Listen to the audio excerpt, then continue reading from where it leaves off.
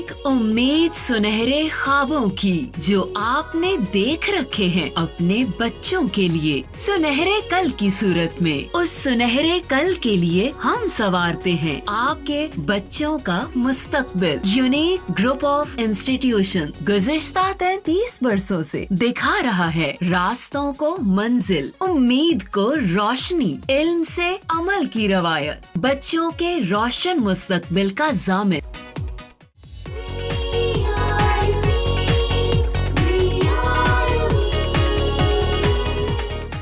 Bismillahirrahmanirrahim. I am Professor Naila Shabir and I am your Pak Study teacher and I will teach you Pak Study for 9th class. I do hope you all are fine and healthy at your homes and you all are learning whatever is being taught through online classes. मैं उम्मीद करती हूँ कि आप सब लोग जो हैं वो बड़े शौक़ से और अच्छे स्पिरिट के साथ जो है अपनी एजुकेशन को, अपनी स्टडीज़ को फोकस किए हुए हैं। ठीक है, पाक स्टडी के ऑनलाइन लेक्चर स्टार्ट कर दिए गए थे और मैंने आप लोगों को बार बार इस चीज़ की गाइडेंस दी है बेटा कि हमारे पास उर्दू वेरिएंट की बुक जो है वो अवेलेबल है, क्योंकि वो चेंज हुई थी, उसका कंटेंट काफ़ी हद तक चेंज किया गया था। तो ये बात मैं आपको काफ़ी दफ़ा बता चुकी हूँ। उसके बाद अगर मैं बात करूँ कि इंग्लिश वेरिएंट की जो पाक स्टडी की बुक है वो अवेलेबल नहीं है। ठीक है, वो इन प्रोसेस है, तो इंशाल्लाह ताला जब भी हमें वो बुक अवेलेबल होगी तो वो आप सबको बता दिया जाएगा, आप सबको प्रोवाइड कर दी जाएंगे उसके जो नोट्स हैं, तो ताकि इंग्लिश वेरिएंट जो स्टूडेंट्स हैं वो भी अपनी स्टडीज़ को या अपनी जो लर्निंग है उसको फोकस कर सकें। तो आज हमारा जो टॉपिक है उस पे जाने से पहले मैं आप लोगों से छोटी सी एक बात करना चाहती हूँ कि एक चीज़ जो मैं ऑब्ज़र्व करती हूँ अपने स्टूडेंट्स के अंदर या छोटे बच्चों के अंदर, या वो घर पे होते हैं जब, या फिर वो स्कूल में होते हैं, तो एक चीज़ बड़ी कॉमन ऑब्ज़र्वेशन में आई है मेरे। वो ऑब्ज़र्वेशन ये है बेटा कि आप जब घर पे होते हो तो बहन भाई आपस में खेलते हैं, मिलते हैं, बातचीत करते हैं, लेकिन एक बुलिंग का जो आस्पेक्ट है वो नज़र आया है कि आप लड़ाई झगड़ा करते हैं, हाथ पाँव एक दूसरे को मारते हैं, इस तरह से आप लोग लड़ाई करते हैं। ठीक है, तो बेटा ये बात अच्छी नहीं है। क्यों अच्छी नहीं है? इसकी वजह यह है कि खुदा न खास्ता जब आप इस तरह से शरारतें कर रहे होते हो, एक दूसरे से लड़ रहे होते हो या एक दूसरे को टीज़ कर रहे होते हो, मजाक मजाक में आप एक बात शुरू करते हो, लेकिन वो इतनी सीरियस हो जाती है कि फिर बहन भाई आपस में लड़ना शुरू कर देते हैं। और जब वो लड़ते हैं तो खुदा न खास्ता किसी भी, वो कह सकते हैं ना कि आपको पता नहीं लगता और अचानक से किसी को कोई चीज़ लग जाए, कोई टॉय है, ऐसा शार्प टॉय होता है वो लग जाता है, या कोई और चीज़ अगर आप उठाते हैं घर की और एक दूसरे की तरफ फेंकते हैं तो वो ज़ोर से लग जाए या बॉडी के किसी भी हिस्से पे लग जाए तो वो डेंजरस हो सकता है। ठीक है, तो मेरी आपसे यही एक छोटी सी नसीहत होगी कि बेटा जब आप इस तरह से करते हो, खेल रहे होते हो या बैठे हुए होते हो, तो अवॉइड किया करो बुलिंग को, या इन चीज़ों को थोड़ा दूर रख करो, अपने अंदर बर्दाश्त पैदा करें। और अगर कोई ऐसी बात हो भी गई है तो कोशिश करें कि उसको इग्नोर करें, क्योंकि जो छोटे बहन भाई होते हैं उनसे हमने प्यार करना होता है, उन्हें समझाना होता है, उनके लिए हम ही रोल मॉडल होते हैं। ठीक है, और जो हमसे बड़े होते हैं हमने कोशिश करना है कि उनकी अच्छी आदतों को हम अडॉप्ट करें ताकि हम अपने आने वालों के लिए एक रोल मॉडल के तौर पे बन सकें। ठीक है, तो मेरी ये आपको सिर्फ एडवाइस यही है कि बेटा आपने बुलिंग को अवॉइड करना है, उसकी तरफ नहीं जाना। क्लियर? अच्छा जी, टुडेज़ आवर टॉपिक इज़ तहरीक पाकिस्तान का पस मंज़र। We are going to start our chapter number 2. We have done or completed our chapter number 1 which was ideological basis of Pakistan. Pakistan की नज़रियाती असास का जो चैप्टर था हमने वो कंप्लीट कर लिया बेटा। अब हम जा रहे हैं आगे चैप्टर नंबर 2 जो कि है जी Pakistan movement and emergence of Pakistan. Emergence of Pakistan, Pakistan का क़याम, और पाकिस्तान मूवमेंट तहरीके पाकिस्तान, पाकिस्तान को हासिल करने के लिए जो मूवमेंट चलाई गई थी उसके अंदर कौन कौन से इंसिडेंट्स जो थे वो हुए, वाक़यात हुए, उन सबको हम इस चैप्टर में देखेंगे। बिफोर स्टार्टिंग दिस चैप्टर मैं थोड़ा सा इस चैप्टर के बारे में आपको बताना चाहूँगी कि इसके अंदर जो हमारे ऑब्जेक्टिव्स हैं, ठीक है, जो ऑब्जेक्टिव्स हैं आपको ये चैप्टर पढ़ाने के, वो ऑब्जेक्टिव ये हैं कि तहरीक पाकिस्तान के जो तारीख़ी वाक़यात हैं, means all the happenings during the Pakistan movement, we are going to discuss all those events but in brief. हम थोड़ा सा उसको मुख्तसर तरीके से इसको पढ़ेंगे। ٹھیک ہے. ہم تھوڑا سا پڑھیں گے 1857 سے 1940 کے اندر کون کون سے واقعات ہوئے, بس اس کو ہم سمرائز کریں گے, ٹھیک ہے. We are not going in to detail of the period 1857 to 1940. Then we will discuss the era of 1940 to 1947. 1940 to 1947 کا جو era ہے that is very important. یہ جو 1940 سے 1947 کے 7 سال ہیں یہ بہت امپورٹنٹ ہیں. اس کے اندر بہت سے ایسے واقعات ہوئے جنہوں نے لیڈ کیا پاکستان موومنٹ کو finally to get separate home land for the Muslims.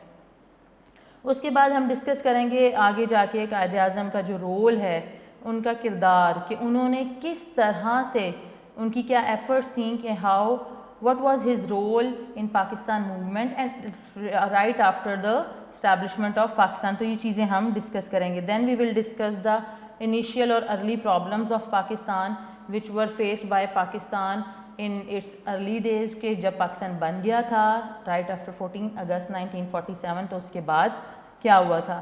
اس کے بعد گورنر جنرل کی حیثیت سے قائد اعظم کا کردار, جیسے میں نے پہلے بتایا کہ قائد اعظم کا ہم کردار جو ہے وہ ڈسکس کریں گے پاکستان موومنٹ کے لیے بھی اور پاکستان بننے کے بعد بھی.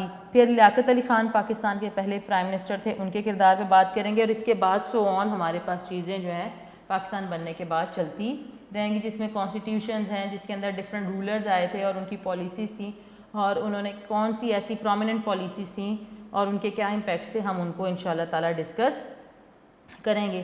اور یہاں پر اس چیپٹر کے اندر ہم جو ہمارا لاسٹ ایونٹ ہوگا وہ ہوگا 1971 والا, جس کے اندر ہم ڈسکس کریں گے causes of separation of East Pakistan, یعنی مشرقی پاکستان سے علیحدگی کے اسباب. تو یہ جو چیپٹر ہیں پورا, اس کے اندر اگر آپ دیکھیں تو تھوڑا سا ڈفرینس یہ ہے پرانی بک سے, کہ پرانی بک کے اندر یہ 2 چیپٹرز پہ تھا, لیکن اب اس بک کے اندر یہ چیپٹر جو ہے اس کو مرج کر دیا گیا ہے, اس کے کنٹینٹ کو چینج کیا گیا ہے. تو اب یہ دونوں چیزیں جو ہیں, یعنی پاکستان سے پہلے کے واقعات اور پاکستان بننے کے بعد کے واقعات, تو ان دونوں کو یہاں پہ مرج کر دیا گیا ہے. So now I am going to start my topic which is background of Pakistan movement, تحریک پاکستان کا پس منظر. اس کی بات کرتے ہیں, میں نے آپ لوگوں کو اپنے پریویس لیکچر میں جب ہم چیپٹر 1 ڈسکس کر رہے تھے تو میں نے آپ لوگوں کو بتایا تھا کہ ایک ہسٹورین جو ہیں ہمارے وہ یہ کہتے ہیں کہ پاکستان کی بنیاد تو اسی دن پڑ گئی تھی جس دن محمد بن قاسم نے بر صغیر میں پہلا قدم رکھا. ٹھیک ہے, وہ کہتے ہیں کہ ایڈوینٹ آف محمد بن قاسم جو ہے it was the real reason to establish separate homeland for the Muslim, or was the base or foundation of the separate Muslim state in subcontinent. تو محمد بن قاسم جو ہے وہ کوئی عام سپہ سالار نہیں تھا. He was only 17 years old, اور عرب سے اس کا تعلق تھا, اور وہ وہاں سے آیا تھا, اپنے ساتھ لوگ لے کے آیا تھا, اور یہاں پہ اس نے راجہ دہر کو شکست دی تھی. یہ بڑی ایک تاریخی بات ہے. ٹھیک ہے, ایک چھوٹی, ہمارے 17 years old کا بچہ بہت چھوٹا ہوتا ہے, لیکن اس زمانے میں بات کریں 712 کی, تو 712 میں محمد بن قاسم جو تھا وہ اتنا ایمبیشیس تھا کہ اس نے سندھ کو فتح کیا. تو اگر آپ دیکھیں تو میں بات کرتی ہوں کہ جب محمد بن قاسم 712 میں سب کانٹیننٹ میں آیا تو اس نے سندھ سے اس کی فتوحات کا سلسلہ جو ہے وہ شروع ہوا, اور آہستہ آہستہ وہ علاقوں کو فتح کرتا چلا گیا, اور اس کی فتوحات کا سلسلہ چلتا رہا. اور ساتھ ہی ساتھ اس نے یہاں کے لوگوں کو اپنے جو اس کی کائنڈ نیچر تھی, اپنے گڈ بیہیویئر کی وجہ سے, اپنے یونیک ٹیمپرامنٹ کی وجہ سے, جیسے دوسرے رولر ہوتے تھے تو وہ بہت زیادہ ظالم ہوتے تھے, بٹ اس نے کہاں یہاں پر جب وہ آیا تو اس نے اس کے ساتھ جو لوگ تھے وہ ایک نیک دل رکھتے تھے, سافٹ کارنر رکھتے تھے, تو انہوں نے یہاں کی جو سبجیکٹ تھی, رعایا تھی, اس کے ساتھ بہت اچھا سلوک کیا, جس کی وجہ سے they were attracted towards the Islam and they started embracing Islam. انہوں نے اسلام کو قبول کرنا شروع کر دیا. تو اس طرح سے محمد بن قاسم کے آنے سے, اس کی آمد سے یہاں پر اسلام جو ہے وہ پھیلنا شروع ہوا. اچھا, محمد بن قاسم جب یہاں آیا اور فتوحات کا سلسلہ چلتا رہا تو اس کے بعد ڈفرینٹ رولرز یہاں پر آنا شروع ہوئے. ٹھیک ہے, اور جیسے کہ ہم نے چیپٹر 1 میں بھی ڈسکس کیا تھا کہ یہ جو سارا ٹائم پیریڈ ہے, کیونکہ مسلمانوں نے کافی سال یہاں پہ حکومت کی ہے, تو یہ ٹائم پیریڈ کو ہم نے ڈفرینٹ لوگوں کے اندر اس کو ڈیوائڈ کیا تھا, کیٹیگریز بنائی تھی. میں نے تغلق کا بتایا تھا, سادات بتایا تھا, لودھی ڈینیسٹی بتائی تھی آپ لوگوں کو. تو مغل بادشاہ جو تھے, مغل امپائر جو لاسٹ پہ ہمارا ٹائم پیریڈ آتا ہے وہ مغل امپائر کا آتا ہے. تو 712 سے چلتے چلتے ہم بات کرتے ہیں death of Mughal king Aurangzeb. تو مغل بادشاہ جو اورنگزیب ہے بہت عظیم بادشاہ گزرا, اس نے بہت ہی اچھی اور انوویٹیو جو پالیسی سے وہ انٹروڈیوس کرائی تھی جو کہ بہت ہی زیادہ امپیکٹفل تھی. تو اس کی وفات ہوئی اور اس وفات کے بعد 1707 کے اندر 1707 کے اندر اس کی ڈیتھ کے بعد یہاں پر مسلمانوں کا جو رول تھا, مسلم رول کا ڈکلائن شروع ہو گیا, زوال شروع ہو گیا.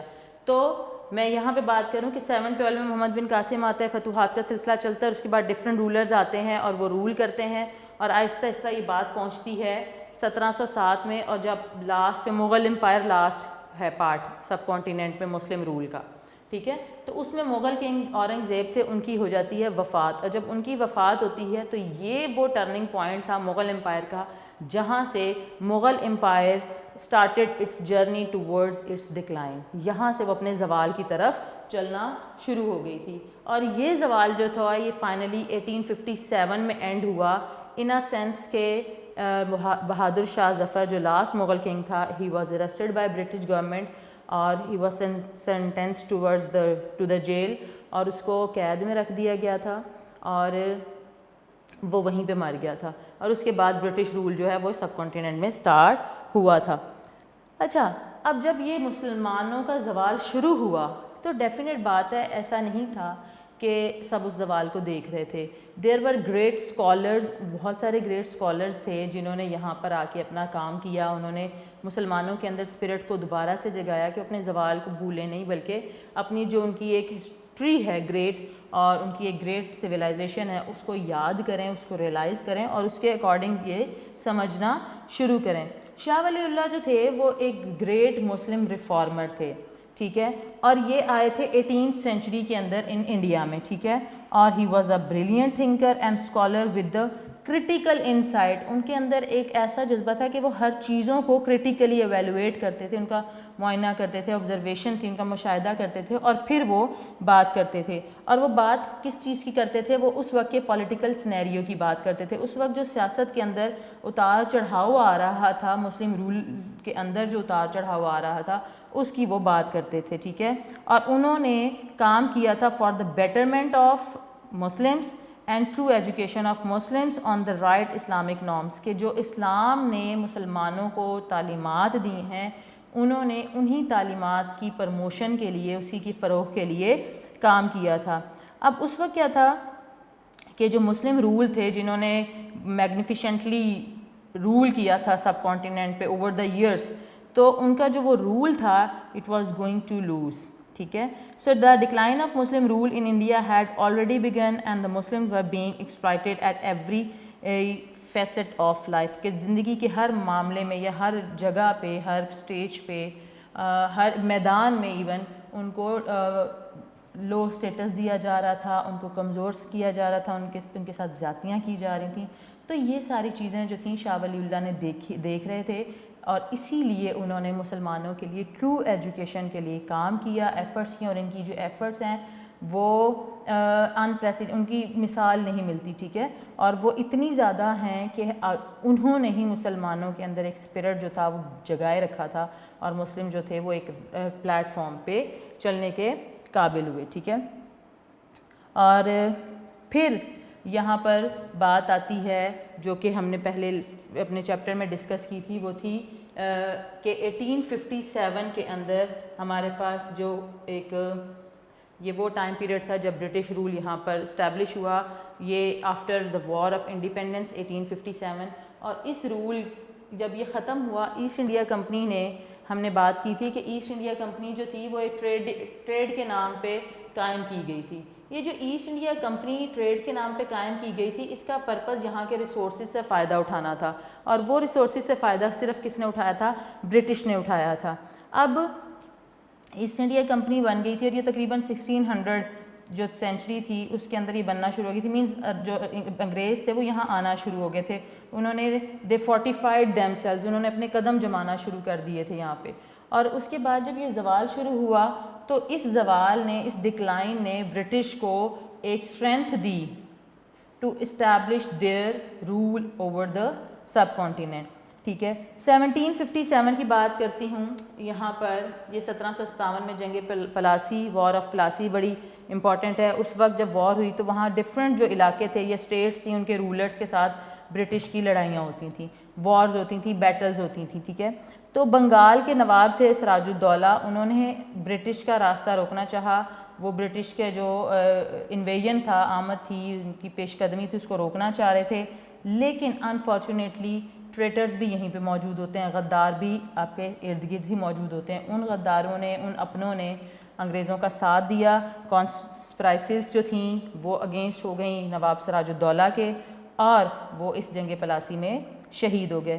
پھر ان کے بعد 1799 کی بات کرتے ہیں تو آئے ہمارے پاس ٹیپو سلطان. ٹھیک ہے. 1799 کے اندر ہمارے پاس ٹیپو سلطان آئے، اور ٹیپو سلطان جو تھے وہ بہت ہی بریو ایک سولجر تھے، رولر تھے.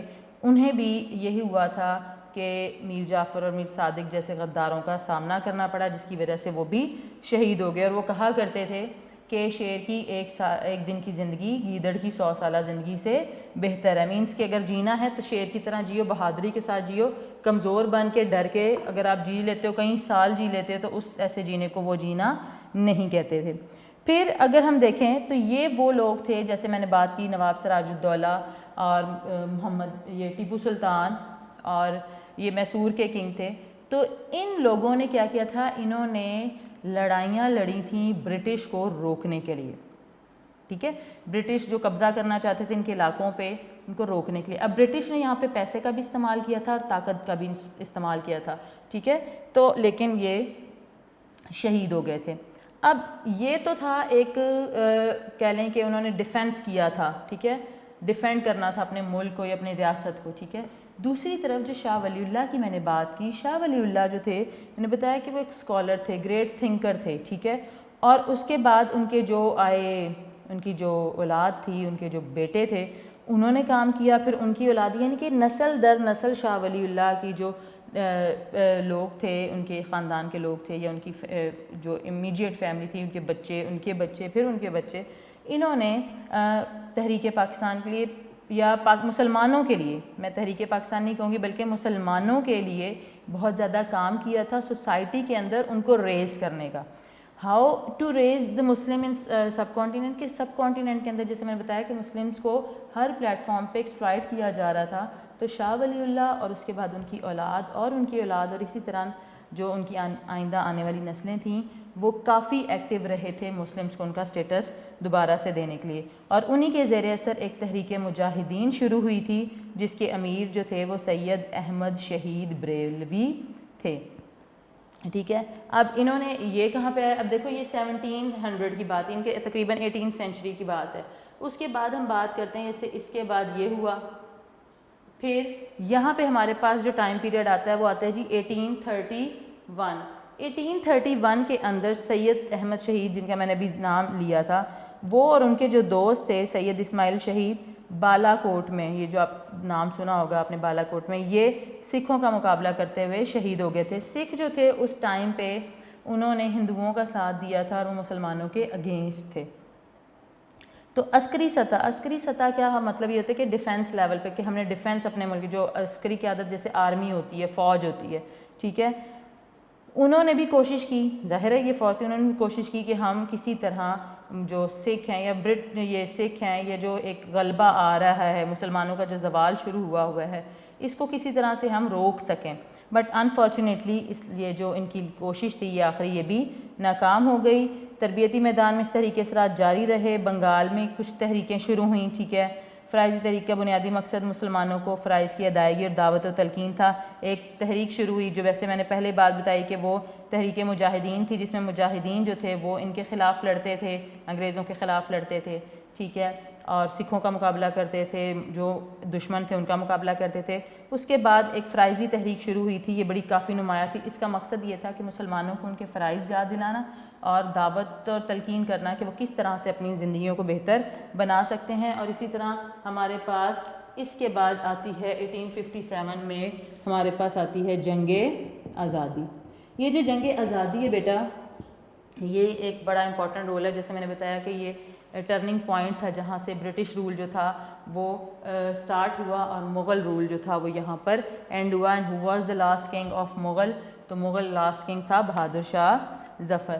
یہاں تک اگر آپ دیکھیں تو یہ تحریک پاکستان کے پس منظر میں وہ ساری ہسٹری ہے جس کو میں نے سم اپ کیا ہے. میں نے 712 سے لے کر 1857 کی جو ہسٹری تھی یا ٹائم پیریڈ تھا اس کو یہاں پر سم اپ کیا ہے, ٹھیک ہے. اور اس کے اندر اگر آپ دیکھیں تو آپ یہ دیکھو کہ مسلمز جو تھے وہ یہاں پہ آئے, پہلے تو اسلام یہاں پہ پھیلا, پھر وہ اتنے زیادہ پاورفل ہو گئے کہ انہوں نے یہاں رول کرنا شروع کر دیا اور بڑے ہی magnificently they ruled over the subcontinent for the hundreds of years, ٹھیک ہے. اور اس کے بعد کیا ہوا تھا, اس کے بعد ڈیفینیٹلی ڈکلائن آنا شروع ہوا, اور ڈکلائن جو آتا ہے وہ بھی آپ کی اپنے ہی اس میں فلاز ہوتے ہیں, اپنے ہی کوئی ایسے ایشوز ہوتے ہیں کہ آپ صحیح طرح سے توجہ نہیں دے پاتے یا مینیج نہیں کر پاتے, جس کی وجہ سے یہ ڈکلائن شروع ہوا. ڈکلائن جو تھا it led towards the end of Muslim rule in subcontinent. بیٹا یہاں تک تو ہمارا ہو گیا یہ پس منظر. اب جو اگلا ٹاپک میں ڈسکس کرنا چاہ رہی ہوں, کیونکہ 1857 کی بات ہم نے پہلے بھی اپنے پچھلے چیپٹر میں بھی کی تھی اور اس سے ریلیٹڈ کچھ باتیں ہم نے کی تھیں. اب اگلا جو نیکسٹ ہمارا ٹاپک ہے اس کے اندر ہم بات کریں گے کہ 1857 کے بعد کے جو سرکمسٹانسز تھے, جو کنڈیشن تھی وہاں کے مسلمس کی, ان کو کیسے امپروو کیا گیا یا اس کے لیے کسی نے کام کیا یا نہیں. تو جی بیٹا ہم بات کر رہے تھے کہ اپنا نیکسٹ ٹاپک ہم سٹارٹ کریں گے. تو ہمارا جو نیکسٹ ٹاپک ہے وہ یہی ہے کہ Aligarh movement and sir Syed Ahmed Khan, تحریک علی گڑھ اور sir Syed Ahmed Khan. We have already discussed about sir Syed Ahmed Khan in our first chapter. Now we are going to discuss how Sir Syed Ahmad Khan improved the condition of Muslims. جو ان کی miserable condition تھی Muslims کی, اس کو انہوں نے کیسے improve کیا تھا, ٹھیک ہے. تو sir Syed Ahmed Khan was the person اور جنہوں نے بہت ہی کرٹیکلی ایویلویٹ کیا کہ مسلمس کا جو یہ ڈکلائن ہے یہ ان کو لے کے جا رہا ہے ایک میزریبل لائف کی طرف, ٹھیک ہے. اور جیسے ہم نے اپنے لاسٹ چیپٹر میں یہ پڑھا تھا بیٹا, یاد ہوگا آپ کو, economic deprivation of Muslims in sub continent, یہ وہ تمام باتیں تھیں جنہوں نے مسلمس کو بہت ہی زیادہ ڈی گریڈ کر دیا تھا, لو سٹیٹس دے دیا تھا. ان کے پاس کوئی اپرچونٹی نہیں تھی to survive in the society, کہ وہ سر اٹھا کے سوسائٹی میں جی سکیں. تو ان تمام باتوں کو انہوں نے سر سید احمد خان نے کرٹیکلی ایویلویٹ کیا. ان کی اتنی ڈیپ آبزرویشن تھی, تھنکر تھے, انہوں نے یہ بات سوچی اور انہوں نے مسلمانوں کے لیے انیشیٹو لیا ٹو ایجوکیٹ دیم. وہ یہ کہتے تھے کہ education is very important tool, بہت ہی امپورٹنٹ ٹول ہے, اور ایجوکیشن کے بغیر آپ جو ہیں وہ مقابلہ نہیں کر سکیں گے انگریزوں کا بھی اور نہ ہی ہندوؤں کا مقابلہ کریں گے. تو right after the war of independence جو مسلمس تھے, the conditions of Muslims of India were very miserable as the British fell more on the Muslims than on Hindus. کہ برٹش جو تھے انہوں نے جو سرد مہری کا رویہ تھا, ریتھ ان کا جو بیہیویئر تھا, it was only for Muslims and they were very happy with the Hindus, اور وہ ہندوز کو کی سپورٹ چاہتے بھی تھے, ٹھیک ہے. So they consider that the Muslim were responsible for all the wrongs and the war held just because of their harsh and rude behaviour. یہ برٹش سوچتے تھے کہ مسلمان جو ہیں وہ ضدی ہیں, مسلمانوں کا یہ نیچر تھی کہ انہوں نے ان کا راستہ روکا اور ان کا ساتھ نہیں دیا, ٹھیک ہے.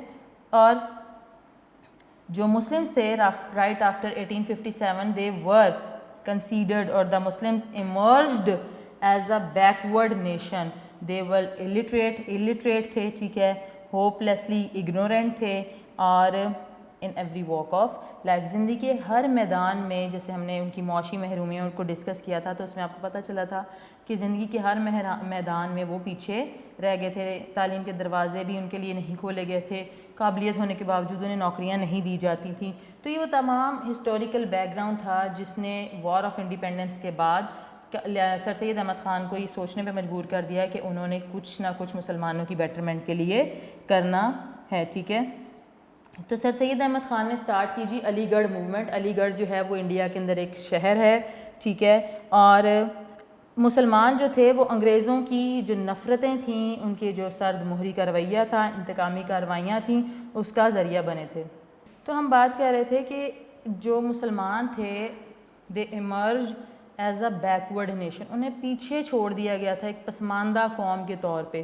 اور یہ کس وجہ سے ہوا تھا؟ انگریزوں کی انتقامی کارروائیوں کی وجہ سے ہوا تھا اور ہندوؤں کا انگریزوں کو سپورٹ کرنے کی وجہ سے ہوا تھا. تو ان حالات کو دیکھتے ہوئے سر سید احمد خان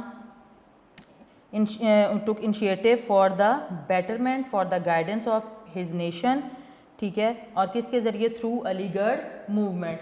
تو سب سے پہلے بات کرتے ہیں کہ علی گڑھ موومنٹ کے آبجیکٹیوز کیا تھے, مقاصد کیا تھے. سر سید احمد خان نے یہ تحریک کیوں شروع کی تھی اور وہ کن آبجیکٹیوز کو پورا کرنا چاہتے تھے. تو یہاں پہ بیٹا میں لکھا ہے کہ سب سے پہلی بات جو تھی وہ لائلٹی تھی ٹو دا برٹش گورنمنٹ, کے برٹش گورنمنٹ کے ساتھ وفاداری. وفاداری کا مطلب یہ تھا کہ اب چونکہ ہمارے حکمران وہ آ گئے تھے تو اگر ہم ان کے اگینسٹ جائیں گے تو یہ ہمارے لیے ہی نقصان دہ ہوگا. تو ہماری سمجھداری کس میں ہے کہ ہم لائل رہیں ٹو دا برٹش گورنمنٹ کیونکہ وہ اب رولر ہیں.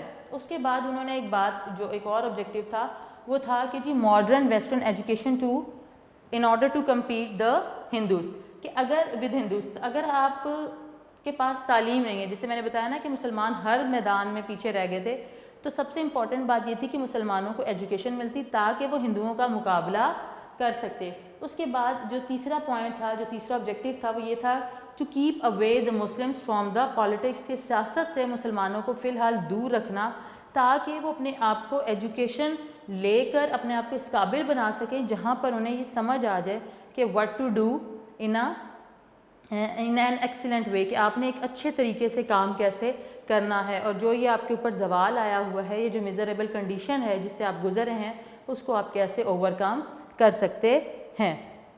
اگر میں دیکھوں تو یہاں پہ آپ کی بک کے اندر جو مقاصد لکھے ہوئے ہیں وہ پہلی بات یہ ہے کہ جی حکومت اور مسلمانوں کے درمیان اعتماد بحال کرنا, to restore the trust level, جو ٹرسٹ لیول تھا اس کو ریسٹور کرنا یا اس کو انکریز کرنا between the government and Muslim, ایک برج بنانا تھا جو ڈفرینسز تھے مسلمس کے درمیان اور برٹش گورنمنٹ کے درمیان. اس کے بعد مسلمان جو تھے, جو یہ بات میں نے کی کہ ماڈرن ویسٹرن ایجوکیشن, اس کا مطلب کیا ہے کہ مسلمس کو جو سب کانٹیننٹ کے مسلمس ہیں ان کو ماڈرن ایجوکیشن دینی اور ساتھ ہی ساتھ ان کو اس طرف موٹیویٹ کرنا to get to learn English language, کہ وہ برٹش کی جو زبان ہے اس کو سیکھیں, اس پہ عبور حاصل کریں, ٹھیک ہے. اور جو میں نے تیسری بات وہی لکھی کہ to keep away the Muslims from this politics, تو مسلمانان بر صغیر کو سیاست سے باز رکھنا.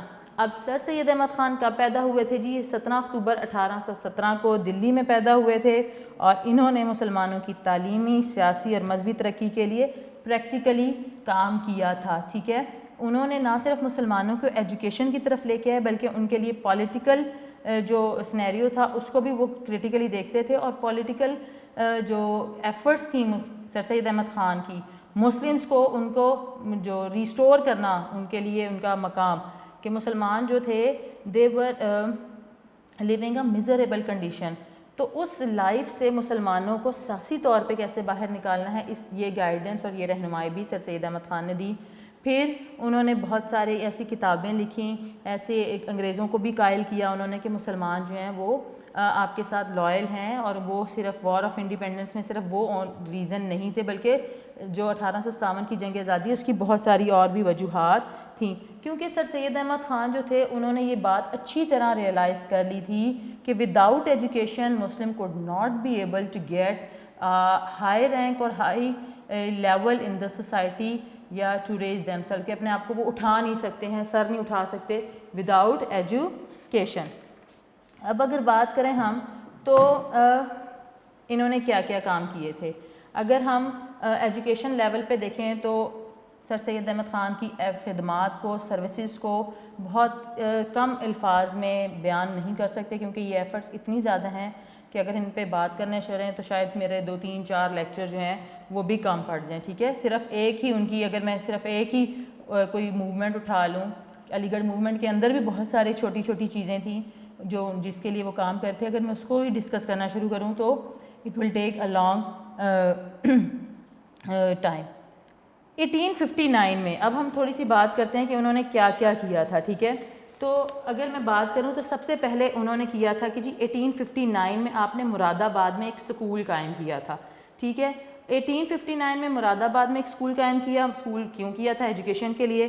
پھر اس کے بعد 1863 کے اندر انہوں نے غازی پور میں سائنٹیفک سوسائٹی کی بنیاد رکھی. اب 1863 میں یہ جو سائنٹیفک سوسائٹی ہے، میں یہاں پہ بات کرتی ہوں 1863، اور یہ جی تھی سائنٹیفک سوسائٹی.